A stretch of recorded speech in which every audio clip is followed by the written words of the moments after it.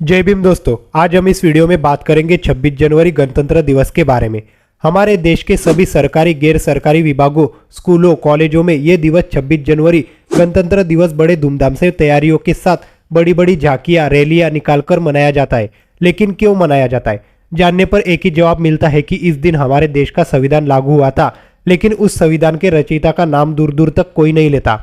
15 अगस्त 1947 को हमारा देश विदेशी हुकूमत से आज़ाद हुआ। हमारे देश ने भले ही ब्रिटिश राज से स्वतंत्रता पाली थी, लेकिन दूसरे देशों की तरह भारत का उस समय तक कोई संविधान नहीं था। हमारे देश का दर्जा एक ब्रिटिश उपनिवेश का ही था। यहाँ अंग्रेजों का आधिपत्य समाप्त नहीं हुआ था। सारे कानून अंग्रेजों के थे और लॉर्ड माउंटबेटन देश के गवर्नर जनरल थे। ये वो समय था जब हमारे देश को संविधान कानून की अत्यंत आवश्यकता थी। आज़ादी के बाद स्वतंत्र राष्ट्र होने पर डॉक्टर राजेंद्र प्रसाद को सबसे पहले भारत का राष्ट्रपति बनाया गया। साथ पंडित जवाहरलाल नेहरू को प्रधानमंत्री की शपथ दिलाई गई। आजादी के समय बाबा साहेब विपक्ष के नेता थे। बावजूद इसके उनकी काबिलियत के बल पर उन्हें स्वतंत्र भारत का प्रथम कानून मंत्री बनाया गया। राष्ट्रपति राजेंद्र प्रसाद का कहना था कि हम आजाद तो हो गए, लेकिन आजाद राष्ट्र को चलाने के लिए हमें स्वयं के संविधान की आवश्यकता होगी, जिसका पालन करके राष्ट्र पर शासन किया जा सके। इस मुद्दे पर विभिन्न नेताओं के अलग अलग विचार थे। पंडित नेहरू जो प्रधानमंत्री थे, वे चाहते थे कि किसी अंग्रेज विदेशी से संविधान निर्माण कराया जाए जो अनूठा और श्रेष्ठ हो। तब नेहरू ने इस विषय पर गांधी से विचार विमर्श किया।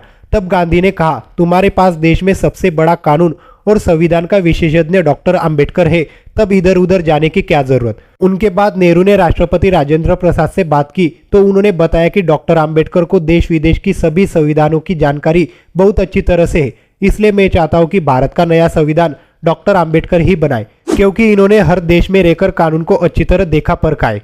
इनसे अच्छा दूसरा व्यक्ति कोई नहीं जो कानून का निर्माण कर सके। सभी नेताओं के विचार विमर्श के बाद बाबा साहेब को संविधान ड्राफ्टिंग कमेटी का अध्यक्ष बनाया गया। साथ ही बाबा साहेब को कहा गया कि संविधान सरल और शक्तिशाली हो। संविधान निर्माण समिति में 7 सदस्य थे। उनमें से अचानक एक की मृत्यु हो गई। एक सदस्य अमेरिका में जाकर रहने लगे और एक सदस्य ऐसे जिनको सरकारी काम से अवकाश नहीं मिल पाया था। इनके अतिरिक्त 2 सदस्य ऐसे थे जो अपना स्वास्थ्य ठीक न रहने के कारण वे सदा दिल्ली से बाहर रहते थे। इस प्रकार संविधान निर्माण के 5 ऐसे थे जो समिति के कार्यों में सहयोग नहीं दे पाए थे। बाबा साहेब भी एक ऐसे सदस्य थे जिन्होंने अपने कंधों पर ही संविधान निर्माण का कार्यभार संभाला था। जब संविधान बन गया तब एक एक प्रति डॉक्टर राजेंद्र प्रसाद और पंडित जवाहरलाल नेहरू को दी। उन्हें संविधान सरल और सर्वश्रेष्ठ लगा। सभी लोग बाबा साहेब की तारीफ करने लगे व बधाइयां दी गई। तभी एक सभा का आयोजन किया गया जिसमें डॉक्टर राजेंद्र प्रसाद ने कहा, डॉक्टर अंबेडकर अस्वस्थ थे, फिर भी बड़ी लगन, मन व मेहनत से काम किया। वे सचमुच बधाई के पात्र है। ऐसा संविधान शायद दूसरा कोई नहीं बना पाता। हम इनके आभारी रहेंगे। बाबा साहेब एक अत्यंत प्रखर देशभक्त, कानूनविद, अर्थशास्त्री, समाजशास्त्री, वक्ता, दार्शनिक और प्रबल राष्ट्रवादी विचारक थे। जिंदगी के आखिरी पलों तक बाबा साहेब मनुष्य के मध्य समता, समानता और भाईचारे का सूत्रपात करने, लहर प्रवाहित करने में लगे रहे। प्रजातंत्र और समानता उनके लिए पर्यायवाची शब्द बिल्कुल नहीं रहे। उनके अनुसार पूंजीवादी व्यवस्था के तहत मताधिकार का अधिकार उत्पीड़कों में से एक को चुन लेने का अधिकार मात्र है। वास्तविक आवश्यकता एक ऐसे समाज की संरचना करने की है जिसके अंतर्गत शोषक और शोषित, उत्पीड़क और उत्पीड़क वर्ग का फर्क स्वतः समाप्त हो जाए। ऐसे आर्थिक सामाजिक समत्व से परिपूर्ण समाज में प्रजातंत्र अपने वास्तविक रंग रूप में प्रकट होगा।